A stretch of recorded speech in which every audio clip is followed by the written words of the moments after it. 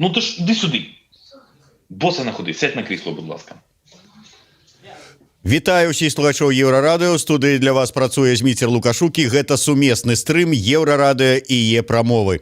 Цягам апошняга месяца афіцыйны Мінск здолеў перасварыцца практычна з усімі сваімі суседзямі. Калі верыць Лукашэнку, то ўсе яны толькі і думаюць пра тое, каб нашкодзіць нашай сінявокай айчыне. У сэнсе беларускай уладзе увогуле і Лукашэнку асабіста. Так у Польшчы заселі лялькаводы беларускімі пратэстамі. Ва ўкраіне трэніруюць баевікоў для адпраўкі ў Беларусь. Літва ўводзіць санкцыі супраць беларускіх чыноўнікаў і лічыць прэзідэнтам нашай краіны Ціханаўскую. Наколькі моцна сапсаваныя адносіны паміж Мінскам і Кіевам, і што гэта, да чаго гэта можа прывесці, чым пагражае Беларусі такія сапсаваныя адносіны з нашай паўднёвай суседкай. Пра гэта мы зараз і пагаворым з маім госцем. З намі на сувязі з Кіева кіраўнік Украінскага інстытута сусветнай палітыкі Яўген Магда. Добрый день, пане Евгений. Добрый день. Евген, я хотел бы адразу, можа быць, вот менавіта гэтага акрэсліць сітуацыю, якая ёсць. Я чую шмат ад каго з экспертаў, палітыкаў, нашых беларускіх найперш, якія кажуць, што адносіны паміж Беларусью і Украінай сёння сапсаваныя, ну вот просто ушчэнт. А як вы ацэньваеце? Ну, отношения между нашими странами действительно испорчены, и испорчены, скажем, прямо не Украиной. Я известен тем, что до президентских выборов называл Лукашенко гибридным союзником Украины, и я считаю, что у меня были на это основания.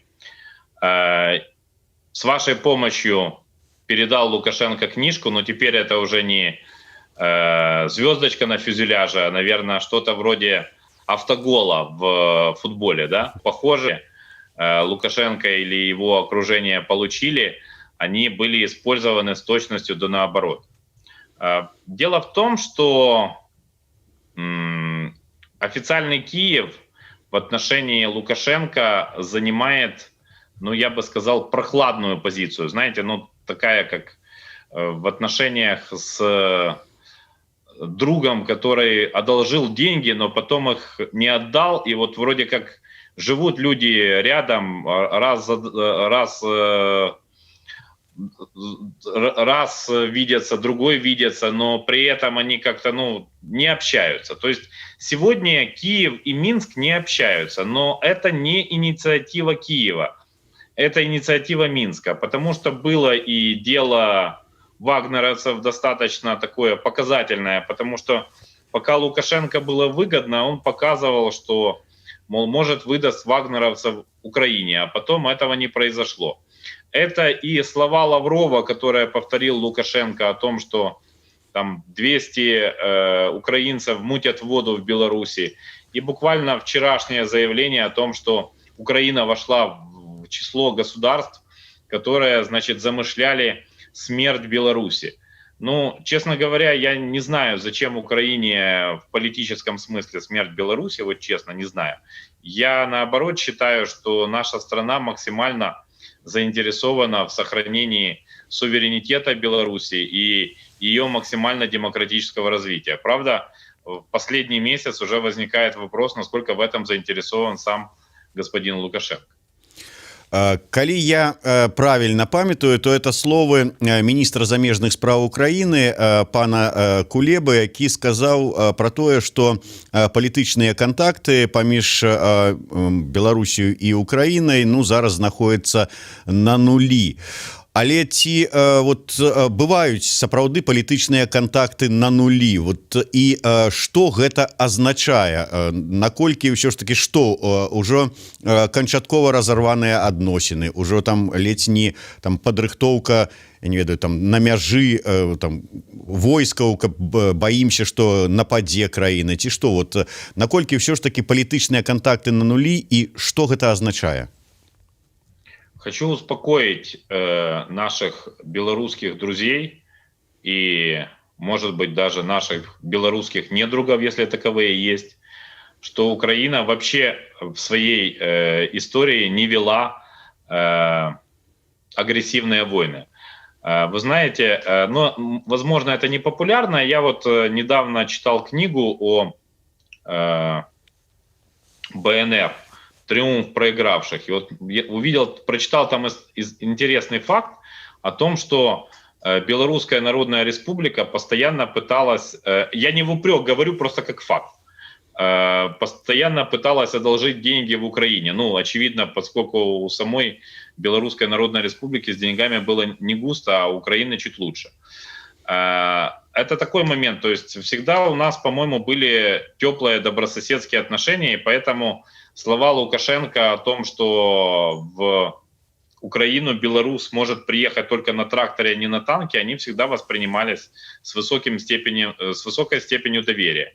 А когда на прошлой неделе украинского посла показательно осмотрели на границе его машину, ну, понимаете, это вот такая вот, это действие из категории мелкой пакости, но которые, как в анекдоте, ложечки нашли, а осадок остался. В политическом смысле, ну, не контактируем, не могу я себе представить, что пройдет телефонный разговор сейчас Владимира Зеленского и Александра Лукашенко после того, как Лукашенко говорил, что он чуть ли не по-отцовски учил Зеленского премудростям президентского мастерства. Знаете, вот такой вот он у нас отец родной. Это один момент. Второй момент, то, что, в принципе, Украина, ну, она заинтересована в отношениях с Беларусью, но когда вот в белорусскую перчатку вошла железная российская рука, железная лапа российского медведя, то здороваться с этой перчаткой в Украине уже не хотят. Ну, поверьте, это Украине не нравится. И опять-таки, говоря там, ну, не знаю я о военных приготовлениях Украины к вторжению в Беларусь. Это вот вроде Лукашенко в 2014 году Дональду Туску предлагал признать и поддержать инициативу о создании совместного государства Беларуси и Украины, которое бы возглавил сам Лукашенко. Но в 2020 году, сейчас в сентябре 2020, вероятность создания такого государства, по-моему, близится к нулю. По-моему, куда вероятнее персональная уния Лукашенко и Путина и создание соответствующей какой-то союзной монархии. Спадар Евген, а ці можете вы все ж таки неяк так сфармуляваць, якія адносіны ва ўкраінскім грамадстве з аднаго боку, з другого боку ва ўкраінскім палітыкуме да падзеяў, якія адбываюцца ў Беларусі? Граждане Украины, украинские политики воспринимают протесты в Беларуси с значительной долей эмпатии.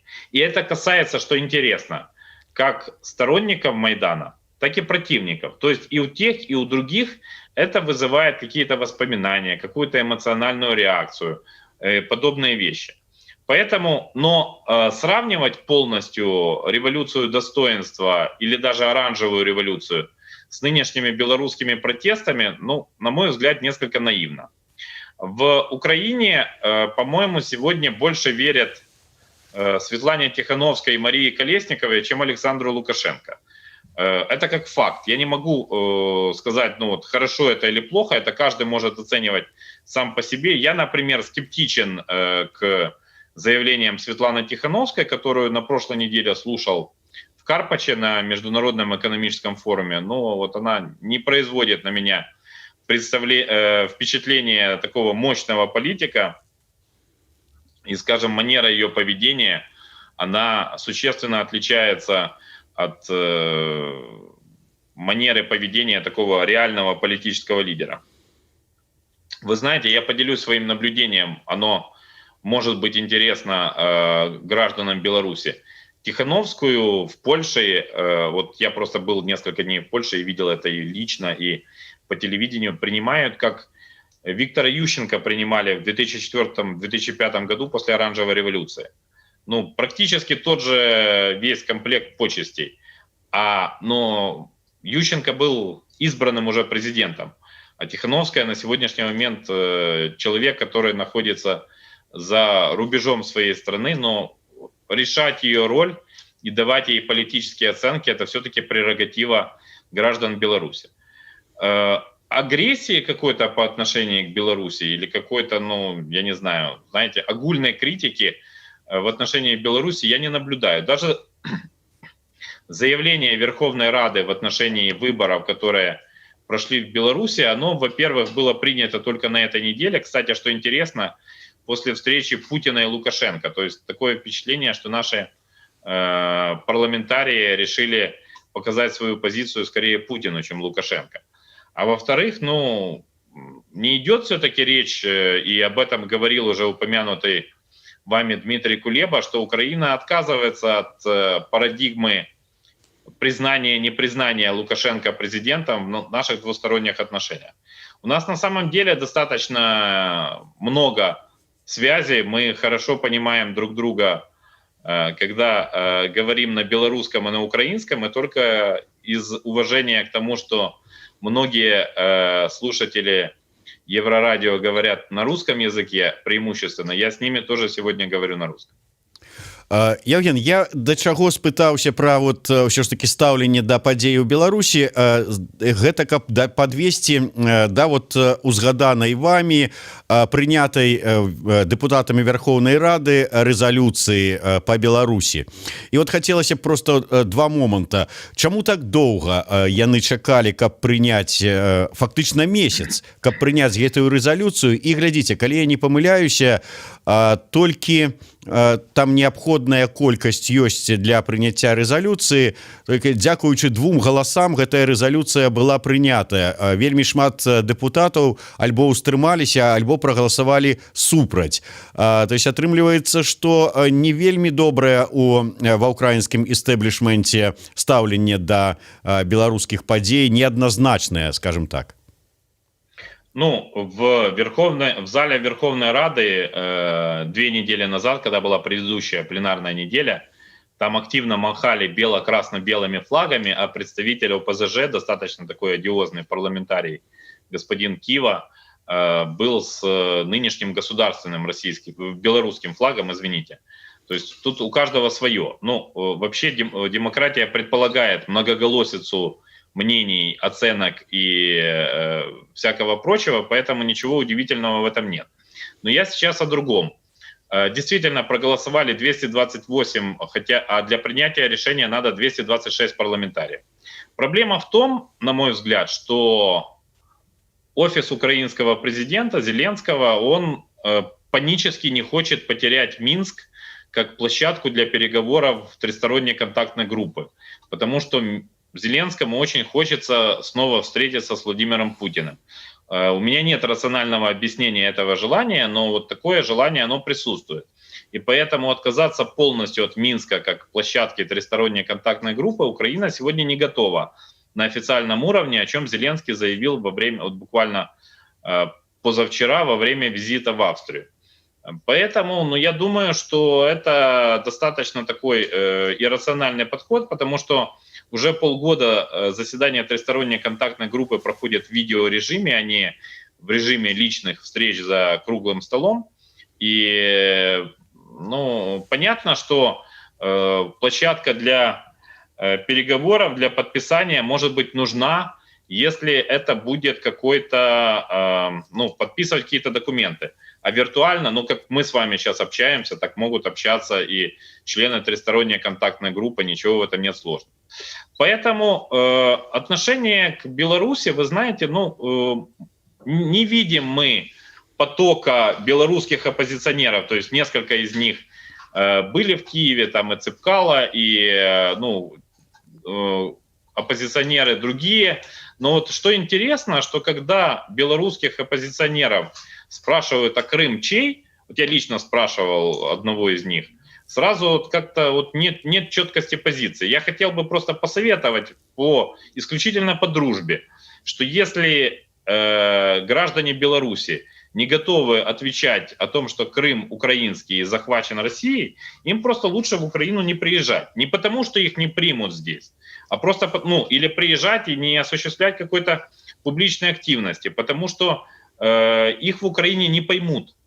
Просто не поймут, вот поверьте. Ну да, верым, хотя тут было вельмі шмат крытыкі, калі вось паплечнікі Марыі Калеснікавай даехалі до Киева і на першай прэс-канферэнцыі у іх спыталіся адзін з украінскіх журналістаў наконт вот чый Крым, яны не здолелі адказаць, і тут шмат выказванняў было розных каментароў з нагоды того, што знайшлі пра што пытаць, навошта гэта рабіць, вот людзі толькі вырваліся з лапаў КДБ, а тут вот такое.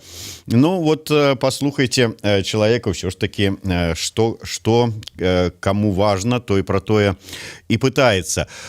Я еще хотел бы закрануть тему актуальную вот, апошнімі днямі. Гэта ситуация на беларуска-украинской мяжы с этими хасидами, габреями, якія паломники едуць ва Украину, в Умань, и захраслі на мяжы, зразумела з якой сітуацыі, таму што ўведзены такія абмежаванні на ўезд з украінскага боку. Лукашенко так з барскага плеча заявіў: зараз мы тут хуценька вырашым усё гэтае пытанне, але атрымаў адказ з офіса прэзідэнта Зеленскага, маўляў, не трэба сітуацыю напружання павялічваць на мяжы. Да ўсяго Кабмін, здаецца, прыняў рашэнне закрыць увогуле гэты часова контрольно-пропускны пункт. Ну и вот я гляжу просто каментар прадстаўніка беларускага МЗС, які папракае украінскі бок тым, што не паважаюць яны фундаментальныя правы человека. Вот, ну и вот, мы настоятельно призываем украинские власти уважать фундаментальные права человека, права верующих, общепризнанные демократические нормы, следовать принципам гуманизма. Як вы оцениваете усю гэтую ситуацию на мяжы с хасидами? И вот патлумачьте, чаму ж ж таки украинские улады не поважают фундаментальные права человека? Наверное, об уважении фундаментальным правам человека лучше всегда начинать внутри государства и начиная в отношении собственных граждан. Но это политически более правильно. Я не буду давать оценку действиям белорусских властей в отношении участников протестов. Она, по-моему, достаточно очевидна и без того. Но я только для слушателей Еврорадио напомню анекдот. Он не совсем приличный, поэтому я его не буду полностью повторять, только финальную фразу. И эти люди запрещают мне ковыряться в носу.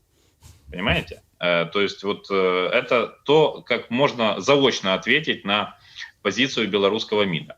В отношении хасидов. Действительно, в Украине есть такой городок Умань Черкасской области. И туда ежегодно приезжают хасиды, вот как раз в середине сентября, еврейский Новый год, Рош ха-Шана, и там на могиле цадика Нахмана собираются хасиды. Для них это важно, это как, только для понимания сравнения, это как хадж для мусульман, которые осуществляют хадж в Мекку.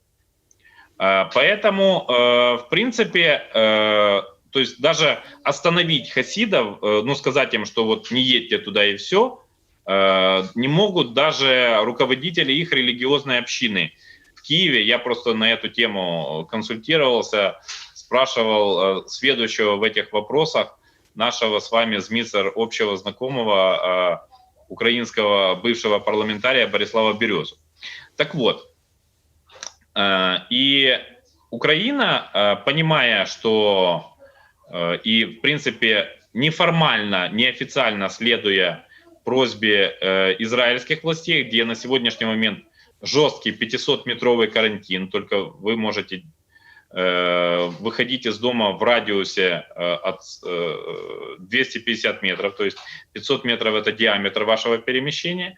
Поэтому Украина закрыла въезд для всех иностранцев, за исключением тех, у кого есть вид на жительство, за исключением тех, у кого есть родственники. И поэтому, на самом деле, вот Беларусь тоже, по-моему, она пошла на такую, извините, мелкую пакость, потому что, аэропорт Минска работает более активно, чем аэропорт Борисполь на сегодня, это понятно, и поэтому вот пусть, несколько сотен людей в такой межгосударственной зоне между Украиной и Белоруссией сконцентрировать, ну, понятно, что их там поят, кормят, но хорошего в этом ничего нет. И при этом попрекать Украину, что она не выполняет какие-то свои обязательства как член международного сообщества, ну, знаете, это, на мой взгляд, скажем так, это не искренне и, говоря официальным языком, не соответствует духу добрососедства между нашими странами. Евген, що ж таки вельмі такі, калі я не памыляюся, там ці на другім, ці на трэцім месцы Украіна гандлёвы партнёр для Беларусі. Там Россия, Еўразвяз, Украина, ну ці можа быць там блізка карацей. Вельмі вялікія гандлёвыя адносіны, і зараз, калі вот палітычныя кантакты на нулі, як гэта можа адбіцца на наших эканамічных кантактах, можа быць якіх-небудзь яшчэ іншых чалавечых, культурных абменах і гэтак далей. Вот чаго чакаць? Товарооборот между нашими странами порядка 5 миллиардов долларов был в прошлом году. То есть очевидно, что он в этом году уменьшится, но из-за коронавируса в первую очередь. Но здесь есть интересная зависимость. В этом товарообороте положительное сальдо у Беларуси. То есть Беларусь больше продает в Украину, чем из Украины покупает. Продает, среди прочего, нефтепродукты и, тут важно, то, что можно назвать товары двойного назначения. Я так понимаю, это в первую очередь колесные тягачи и грузовики мазовские. Ну, они как машинокомплекты входят в Украину, то есть это известный факт, я не открываю никакой военной тайны на самом деле. Есть и военно-техническое сотрудничество, я в нем не настолько сведущ, но знаю, что, скажем, усилия по разработке совместного противотанкового ракетного комплекса, они тоже присутствуют. Но мы же понимаем, например, что если заявлено замораживание отношений на дипломатическом уровне, то и на военном уровне, военно-техническом уровне таких отношений не будет. На мой взгляд, Россия в ближайшее время, я думаю, что в конце этого, в начале следующего года, попытается установить контроль над белорусскими государственными предприятиями, которые поставляли свою продукцию в Украину. То есть над заводом колесных тягачей, над МАЗом. Сделать это путем не какой-то там рейдерского захвата, а путем покупки акций предприятий, тем более, что Лукашенко, как он показал в отношении с Путиным, он Путину благодарен, он готов там всячески мелкие всякие просьбы и крупные просьбы тоже выполнять. Поэтому все должно быть очень-очень-очень хорошо. И исходя из этого, что можно сказать? Что экономические отношения будут сокращаться, но полностью между двумя соседями они не сократятся. Ну, то есть потребность импортировать нефтепродукты белорусские у Украины остается. У меня тут недалеко от дома, где я живу, есть, недавно, кстати, открылся Батькин магазин. То есть, это новая уже волна позиционирования белорусских товаров на том, что белорусская сгущенка, действительно вкусная, кстати, лучше украинская, там белорусская колбаса лучше украинская, белорусская молоко. Это часто игра на стереотипах мышления, где-то на вкусовых привязанностях. То есть белорусские продукты вкусные. Например, если мне нравится там условно белорусское пиво, но вряд ли его будут возить в Украину, потому что здесь и много пивоваренных заводов, и сложно через это пробиться. А в отношении контактов, я так понимаю, что они на человеческом уровне серьезно сократились, знаете, напоминая такую шагреневую кожу. Потому что лично я, хотя до президентских выборов на протяжении нескольких лет я неоднократно бывал в Беларуси, но сейчас, после президентских, я, честно говоря, с одной стороны не рискну, а с другой стороны не уверен, что меня в Беларусь пустят. Даже после книжки для Лукашенко. Вось Злата Лашкевич заступаецца за беларусаў піша шмат хто з беларусаў не задумываліся сур'ёзна над пытаннем чый Крым да таго часу пакуль самі не трапілі у падобную сітуацыю. Цяпер я думаю у большасці беларусаў адказ будзе адназначны украінскі. Ну казалі тут ўсё ж таки спадар Яўген пра палітыкаў, якія з той ці іншай прычыны едуць ва ўкраіну і там шукаюць падтрымкі. Ну так вот палітыкі павінны вызначыцца, і таму што палітыкі на тое палітыкі, каб даваць нейкі адказ і вызначаць сваю пазіцыю, асабліва перад тымі, падтрымкі каго вы шукаеце. Яўген, пра перамовы Лукашэнкі і Пуціна. Зараз ўсё ж такі шмат пытанняў наконт таго, чым гэта Беларусі адгукнецца. А як ва ўкраіне ўспрымаюць, ну, мы не ведаем, праўда, ўсяго, што там, пра што там гаварылі на закрытай сустрэчы, якая цягнулася 4 гадзіны, але нават з таго, што мы ведаем, якія рызыкі вось бачацца вам для Беларусі і для Украіны?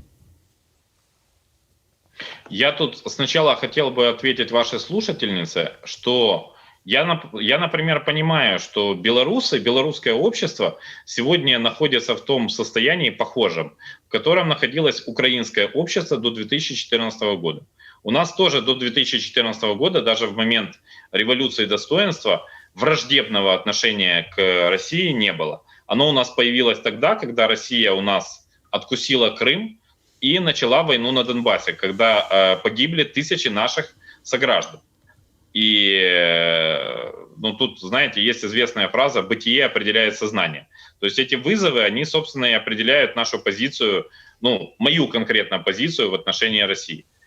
И, безусловно, обычного гражданина Беларуси, который по семейным, по деловым вопросам приезжает в Украину, не будут встречать прямо на границе злобные правосеки и не будут спрашивать, чей Крым. Но вы абсолютно правы. Если об этом говорит политик, ну, приезжает в Украину, и он же приезжает для того, чтобы использовать какую-то информационную площадку, заручиться какой-то помощью, а не просто так.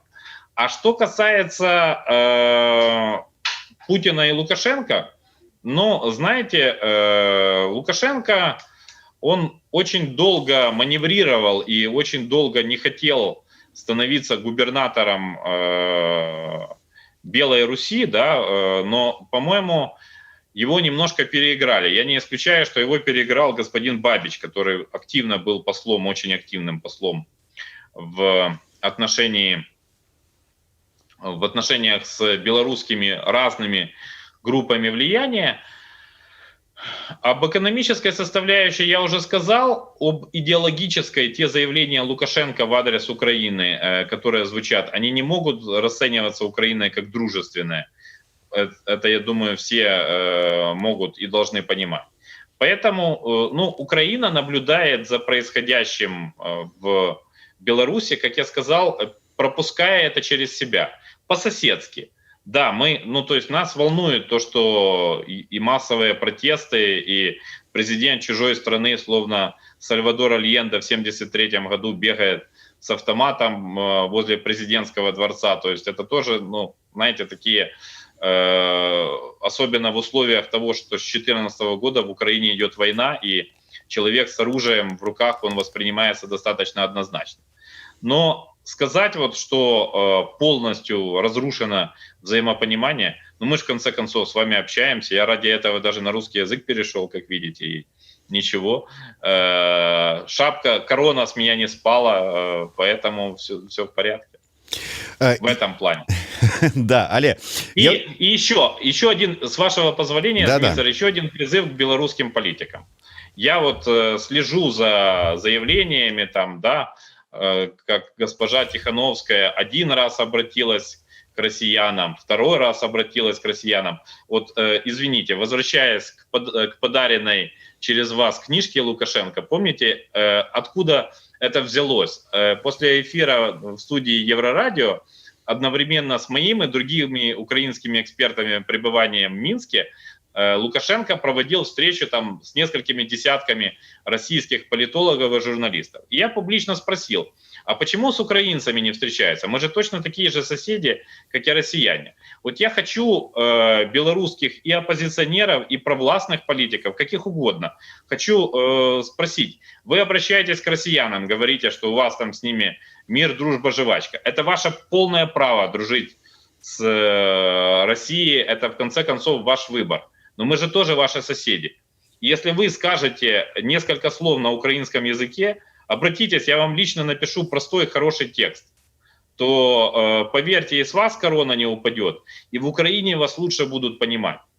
Я осознаю, что в Беларуси не всегда чувствуют эту разницу между использованием белорусского и русского языка. Два государственных, два равноценных языка. Но в Украине государственный язык один.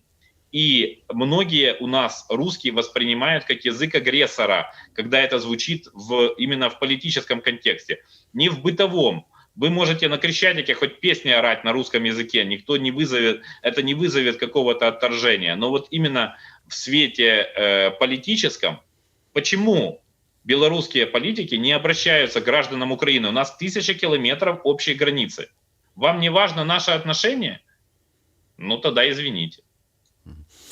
Я вярнуся, Евген, да вашай характарыстыкі Лукашэнкі. Ну, праўда, яна гучала яшчэ вось да ўсіх падзеяў гэтых выбарчых, так бы мовіць, і паслявыбарчых. Вы яго называлі, як узгадалі, гібридным партнёрам, гібридным саюзнікам, да, гібридным саюзнікам Украіны.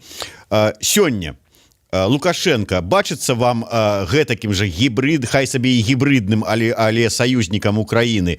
І ці бачыце вы вот небяспеку, калі Лукашенко сыдзе? Зараз тут у нас ж ёсць рознае стаўленне ад таго, што сыдзе Лукашенко і Беларусь лясніца, адна крайнасць, другая крайнасць, што прыйдуць прамаскоўскія розныя сілы, той же самый Цыпкала, Бабарыка, там Калеснікава, яшчэ хто-небудзь, трэцяе яшчэ што-небудзь. Вот ці бачыце вы пагрозу новых сілаў для добрых стасункаў паміж Беларусью и Украиной? Хорошие отношения, они выстраиваются в первую очередь между гражданами. Политики им могут придать какие-то нормы политического приличия или нормы государственного интереса. Лукашенко, по-моему, своими заявлениями серьезно осложнил отношения с Киевом. И, ну, знаете, я не ожидаю от него там извинений, или это не в его психотипе. Но думать, что вот он остается нашим гибридным союзником, я, к сожалению, не могу. То есть для меня это досадно, как для политического эксперта, потому что я действительно видел в Лукашенко политика, способного на такую системную игру. Что касается того, что сменят Лукашенко или нет, по-моему, это уже достаточно очевидный факт. Вопрос в том, когда и как это произойдет. Но из тех политиков, кто публично бросал вызов Лукашенко вот в этой президентской кампании или постфактум президентской кампании, политическом кризисе, все эти политики говорят, что Россия нам друг огромный, сестра наша, и мы с ней ссориться никак не будем. Понимаете, ну, в условиях ситуации в Украине после 2014 года политики, которые говорят, что Россия наш друг, они в Украине будут восприниматься как минимум настороженно. Хотя подчеркиваю, что это, безусловно, их право считать Россию другом. Но если вы считаете другом Россию, которая воюет против Украины на Донбассе, то дружить с Украиной вам будет как минимум тяжело. Дзякуй вялікі. Ну што ж, асабліва я тут гляжу по каментарам, закранула тэма прадуктаў. Усе хваляць і украінскія прадукты, і піва асабліва, і ўсё астатняе. Ну, я думаю, што як будуць у нас добрыя адносіны паміж дзяржавамі і, самае галоўнае, паміж людзьмі, то украінцы будуць есці з задавальненнем беларускую згушчонку, а мы піць украінскае піва, хортицу і есці сала. Ну, але галоўнае, каб усё наладзілася. Дзякуй вялікі, Евген. Так вот, палітычна правільна, каб закончыць нашу размову. Слава Украіне! Жыве Беларусь! Век жыве! Дзякуй вялікі. Яўген Магда, Зміцер Лукашук, сумесны стрым Еўрарадыё і яе прамовы. Не псуйце адносіны з суседзямі і будзе ўсім добра.